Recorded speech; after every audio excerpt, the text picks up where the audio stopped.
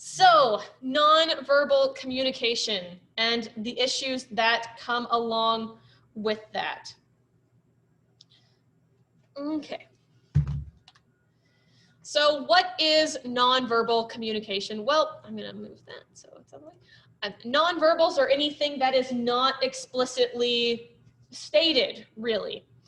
So our verbal communication, are the things that we say, but our nonverbals are the things that we show. Okay, there we go. So nonverbal communication is communication that's not through language, like I said. So it could be your facial expression. So, our standard example, if we're over having lunch with our friends and we see someone cute walking, we give them the, like that really awkward, like that person's attractive face, right? How we use personal space. So different cultures use personal space in different ways. Here in the US, we like about arm's length between people, right? If someone gets closer than that, we tend to back off. It's really fun to do this presentation in class because I go up and I stand really close to people and watch them get super uncomfortable. How we use eye contact. It feels weird for us if someone avoids our eyes or if they just use way too much eye contact. So Brianna's here in the room with me, about 20 feet away. But if I just stood here and made really intense eye contact for the entire time, she would probably be like, you know what I'm gonna do? I'm just gonna leave, because it's unexpected. It's not normal. And it's not, what we do here in the US in particular. How we use time, that is our monochronic versus polychronic time. So polychronic time is more flowy, and then monochronic, if you're not on time or a couple minutes early, you are late. And then our use of conversational silence. I think we talked about this when we talked about verbal communication, but just how do we use silence?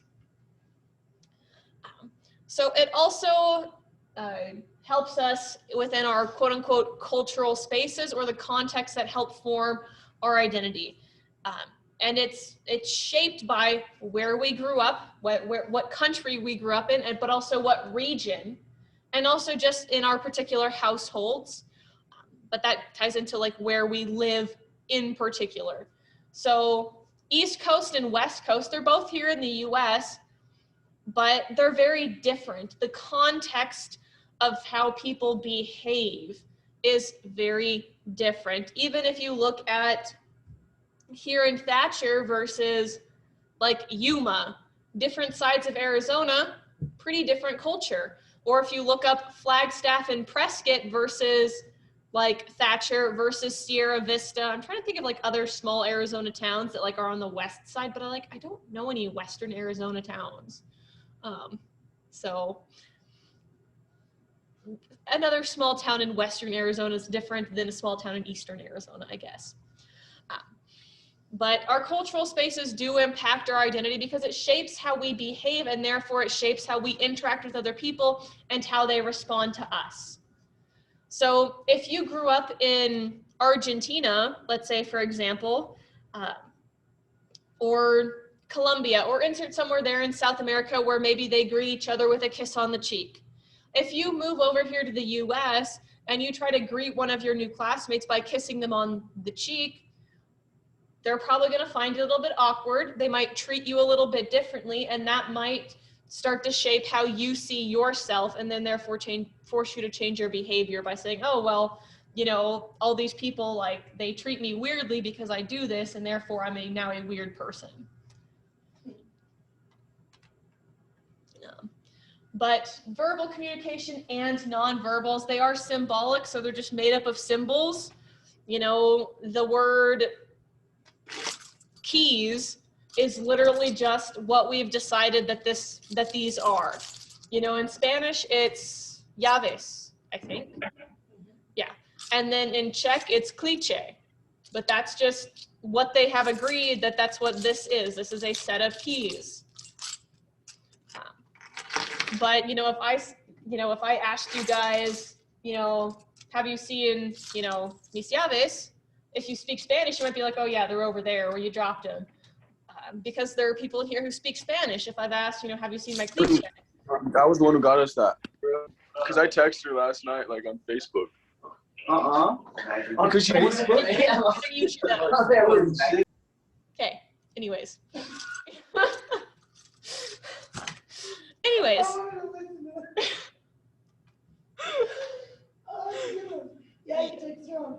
Yeah, no, because he messaged me on Facebook last night. That's what he was talking about. Yeah, but don't worry, you're muted now. But yeah, they communicate meaning. So if you don't know like what the word means, either the verbal word, or if you don't know what that like nonverbal symbol means, then you're not going to be able to understand what's going on. But there are rules both that language is governed by, which we've talked about, but there's also rules that nonverbal communication is governed by, which is context and situation. So we kind of have that unspoken rule of that you don't wear your pajamas to your college class. Some people do, but typically, especially at like bigger universities and like majors classes, you don't really see that. Or our unspoken rule is that you don't wear your pajamas to work unless it's specifically pajama day, right? So, and there's the unspoken rules that are more implied, so your more implicit rules, and then you have your more explicit rules that say, you know, explicitly, you cannot do this thing. So like you cannot have firearms in government buildings. That is an explicit rule. You cannot do that. But there might be that more implicit rule of saying you should dress in a certain way to enter this building. Come on, where's? There we go. Okay.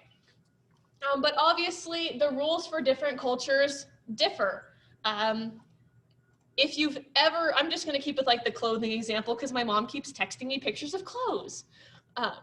If you've ever been to Europe, you know that the rules for dressing are very, very different than the rules for dressing are here in the US. I can probably count on one hand the amount of times that I have seen people in blue jeans in Europe, and I'm gonna be honest, probably 3 out of those 5 times are me. But it's just, it's different. They present themselves differently based on how they dress. But that is nonverbal communication, how we dress, what jewelry we wear, how we wear our hair. So like the example, like, because I'm studying Vietnamese or Vietnam, in the South, they wear something different from the middle compared to the East. Yeah, so those would be cultural differences by region, because yeah, they're all Vietnamese, they're all from Vietnam. Yeah, but they're all different styles. So maybe, you know, one dresses one way because this is, you know, this is the story behind that. But the other one dresses like they do in China because maybe they had a lot of Chinese immigrants in that area. Or maybe one dresses very French because the French were like, we like this area, we're gonna focus more of our attention here. But, you know, it could have different meaning behind the clothing too. So like in the Czech Republic and Slovakia, they each have different regional kroj or traditional dress that, you know, depends on where you're from, what kind of flowers that you put on your embroidery, or what kind of colors you use, or what kind of pattern.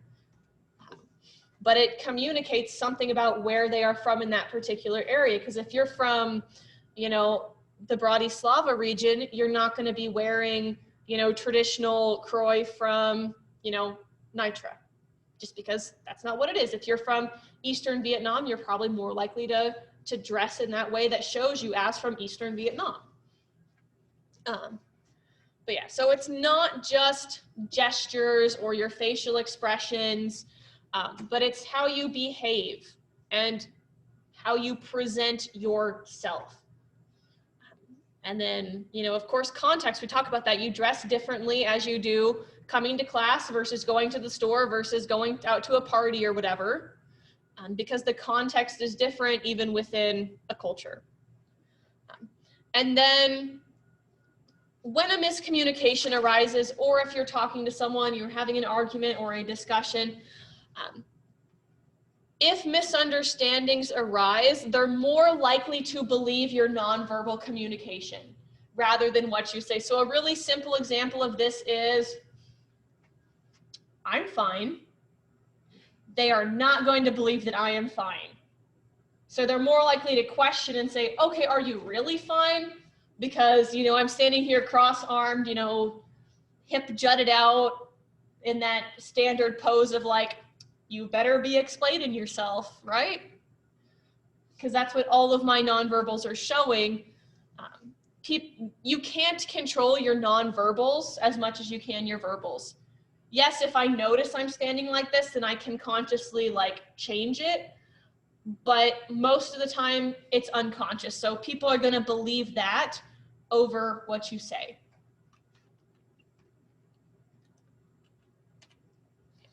And then how do we learn our nonverbals? Like, where do we get it from? Just through socialization, which is why different cultures have different ones. You know, like here in the US, if you flip someone the bird, it's offensive, but if you do it somewhere else, it doesn't mean the same thing because they haven't been socialized to believe that, you know, I'm insulting you.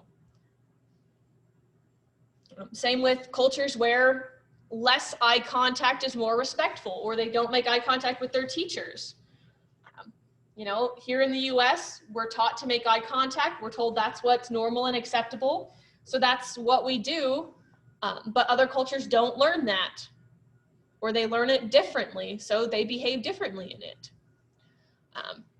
But our nonverbals, they can reinforce and help support what we're saying. Like, no, like I'm fine, it's great, like I'm happy.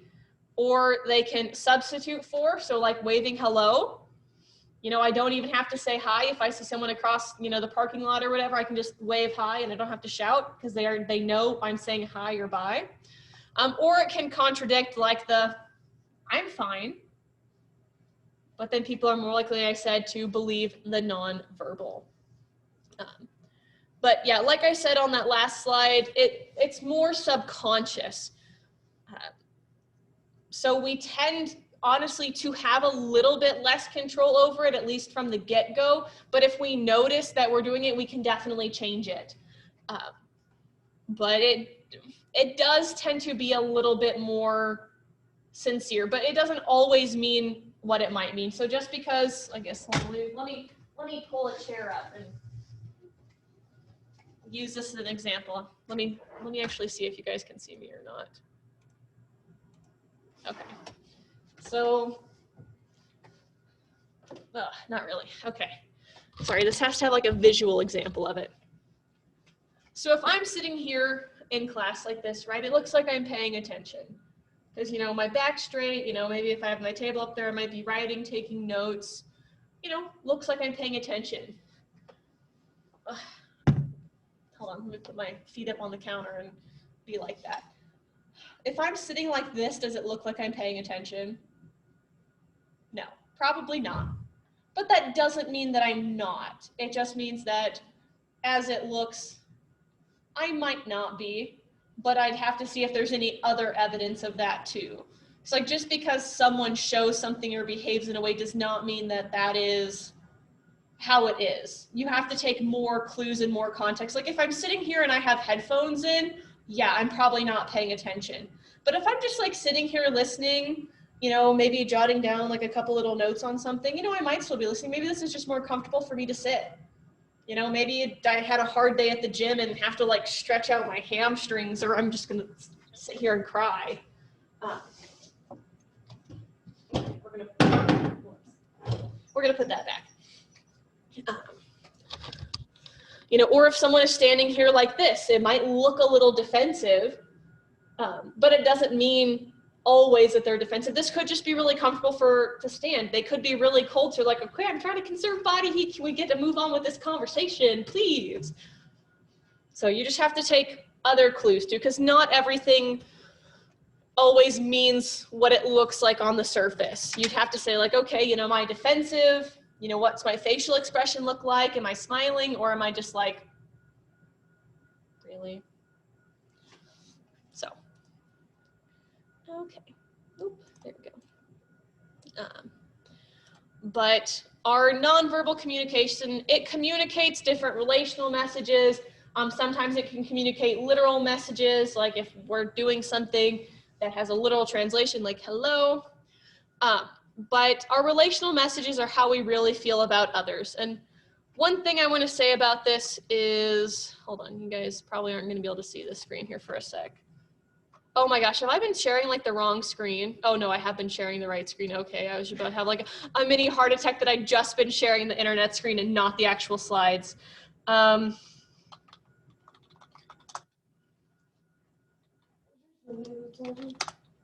I don't know about that.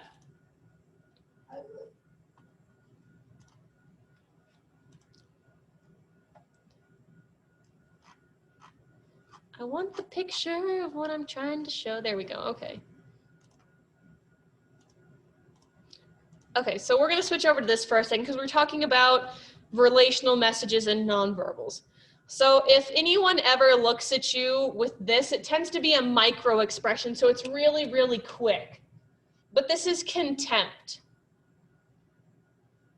If one of your partners or romantic anything ever gives you this face of contempt, that's really hard to recover from, because contempt, it's not mad, it's not angry, it's a deep distaste. So if your significant others are looking at you like that, then you should probably not be in that relationship, because it's really hard to overcome contempt. So just as kind of like a fair warning, hopefully you never like have to face that or whatever. But if you see something like that on someone's face, that is definitely that relational message of how they really feel about you. I want the chat. Where'd it go? Yeah, Lie to Me has a lot of really good like micro expression stuff. If you take my Com 100, one of your assignments is actually to watch an episode of Lie to Me and try to guess who the murderer is before you finish it. But kind of like I said before, so don't always just assume that based on one thing that this is how people think or feel. I mean, the contempt one, that's a little bit different. But you have to think about the context. Are multiple signs showing to this? So let's say you're on, a date or you're talking to someone. Are they giving multiple signs, both verbally and non-verbally, that you're into, that they are into you, or that maybe they're not? So what other behaviors are they doing? And does what they're saying and what they're showing, does it actually match up? So, come on, where's my finger? There we go. So actually deception, if we had people in class, we would do 2 truths and a lie, because that's always really fun to do, because then you guys get to lie to each other. But unfortunately, everybody's on Zoom, except Brianna. So. But our nonverbals can communicate deception. We can deceive people through them. But it can also show people's status. I tried to find that, like, it was like a meme or whatever, and the meme was like poor people, and they were like all decked out in like Gucci and like other name brand stuff, and then it's like rich people, and they were just, like dressed pretty normally, like we'd think of as normal, and then it's like super rich, it was like Mark Zuckerberg and his wife or whatever, and literally just in like basketball shorts and like a white Walmart t-shirt. But how we behave, obviously, it can communicate our social position or our socioeconomic status. So if I put down a full place setting, a formal place setting in front of people, how many of you guys would know what to do with that? So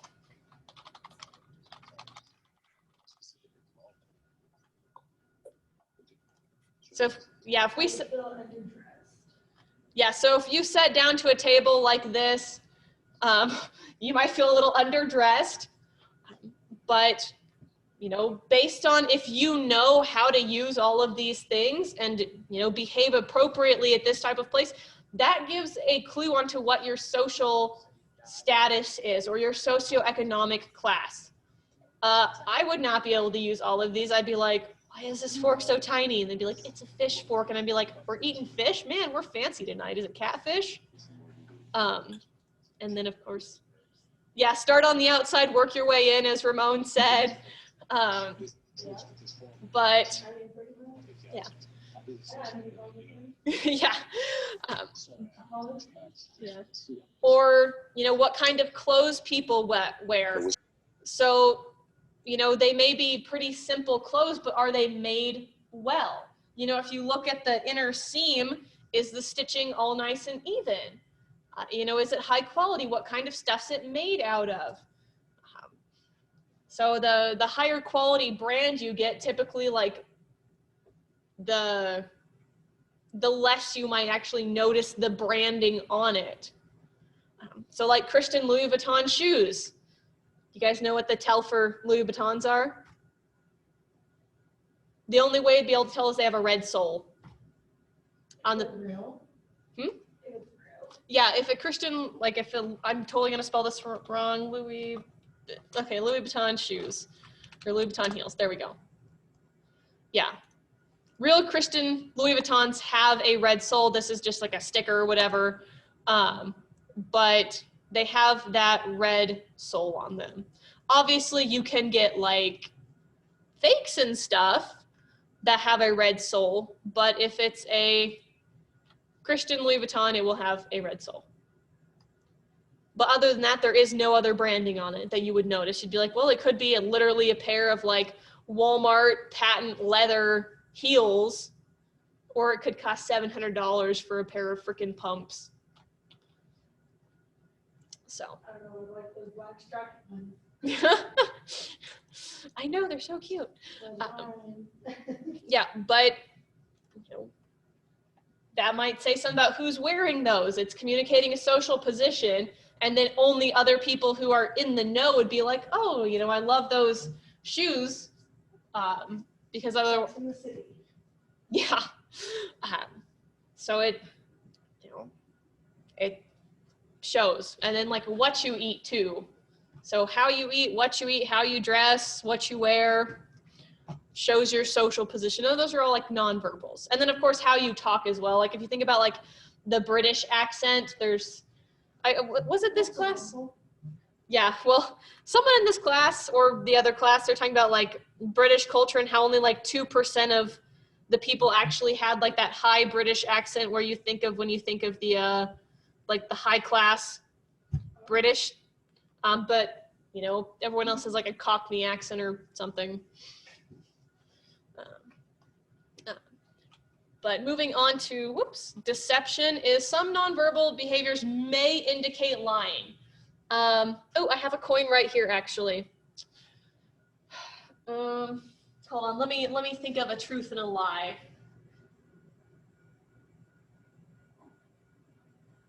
I got one. Okay, so Brianna, here. Okay, so just give me a truth and a lie. I'm in a relationship and I have my belly button pierced. Okay, so truth and a lie, in a relationship and have a belly button pierced. Okay, so I have a coin here. I want you guys to think mentally. You don't have to like actually say out loud or whatever. Which one you think is a truth and which one you think is a lie. If you think it's a truth or a lie that she's in a relationship, or truth and a lie that she has her belly button pierced. And we're gonna say heads are for truth and tails are for lie. So first one, in a relationship. Okay, so that one says tails, it's a lie. So how many of you guys think that that was a lie? If you just put like a little reaction or like a hands up or whatever, then it'll pop up and I'll be able to see it.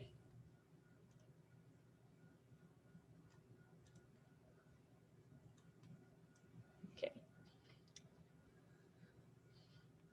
So Ramon, so then everybody else think the lie is that she has her belly button pierced?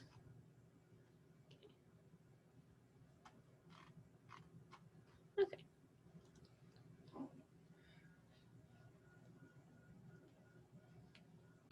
Gonna like end up losing this coin and be sad.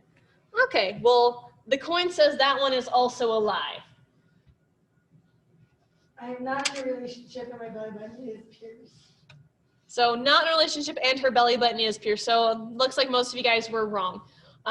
But both people and coins have about a 50% chance of guessing if someone is lying or not. So I literally flipped a coin and I have about the same percentage chance of guessing. So you can guess lies about 50% of the time. So when you think something may indicate lying, you have to look at other clues. So how well do you know this person? Like if my best friend or if any of our best friends tried to lie to us, we'd probably be like, Kennedy, that's a lie, and we both know it. Like, you might be lying to yourself, but no. But it is very difficult to be detected with accuracy. You can practice, but still, people are not great at it. I think even trained professionals are still not that great at detecting deception. Even polygraph tests, there's ways around that. So you just gotta think about it, and it's hard to be sure if people are deceiving you or not. So you either have to have enough information to be able to call them out on it or let them dig themselves in a hole, or you just got to take them at their word. So, but cultural variations in nonverbal behavior. So we have nonverbal codes and then cultural variations or stereotypes.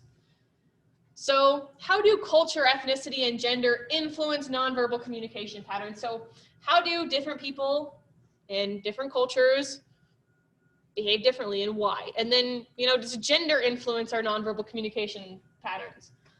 Yeah, because we are socialized differently even within our own cultures based on gender. Men are told not to cry, that it's not manly to show emotion and blah, blah, blah, blah, blah, right?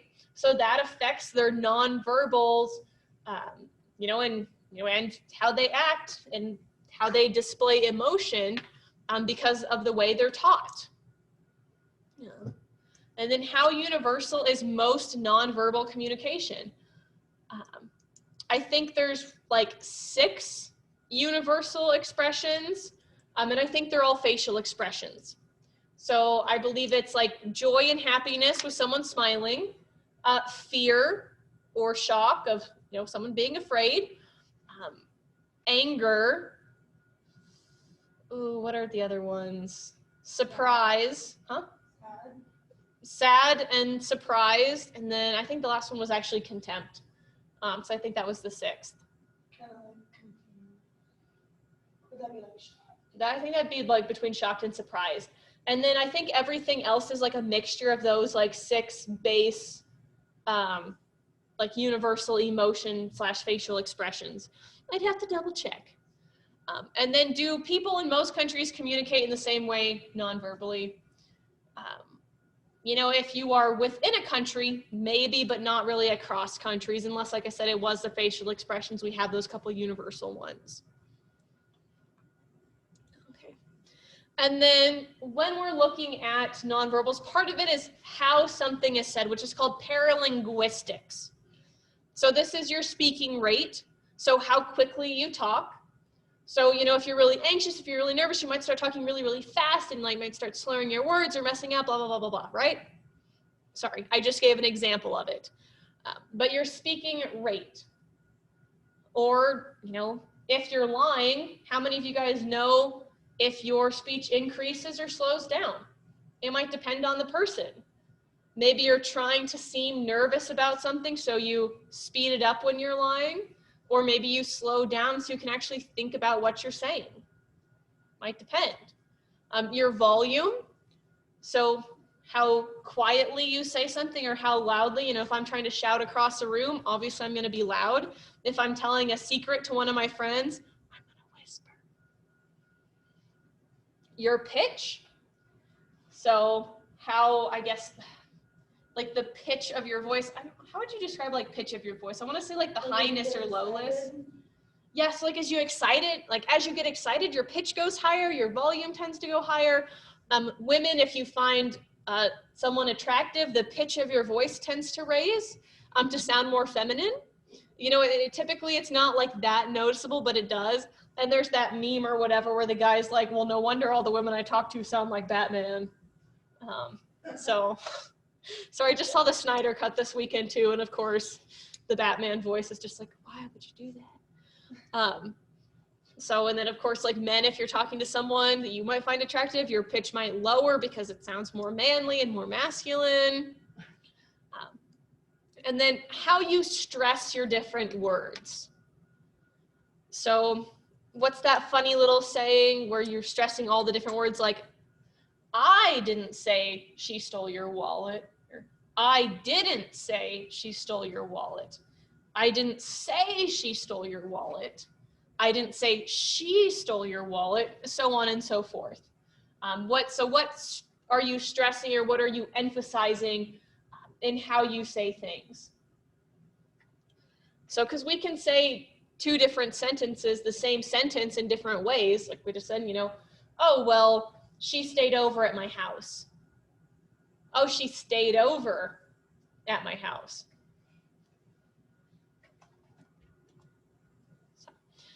But these paralinguistics, so how you say something, your pitch, your volume, it shows what your mood is. So what you're feeling, what emotions you might be experiencing with that, whether you're really excited, so your pitch is higher, you're talking quicker, maybe you're a little louder, or you're trying to keep something quiet, maybe your mood's a little down, you're trying to share secrets, you know, you're obviously a little bit quieter.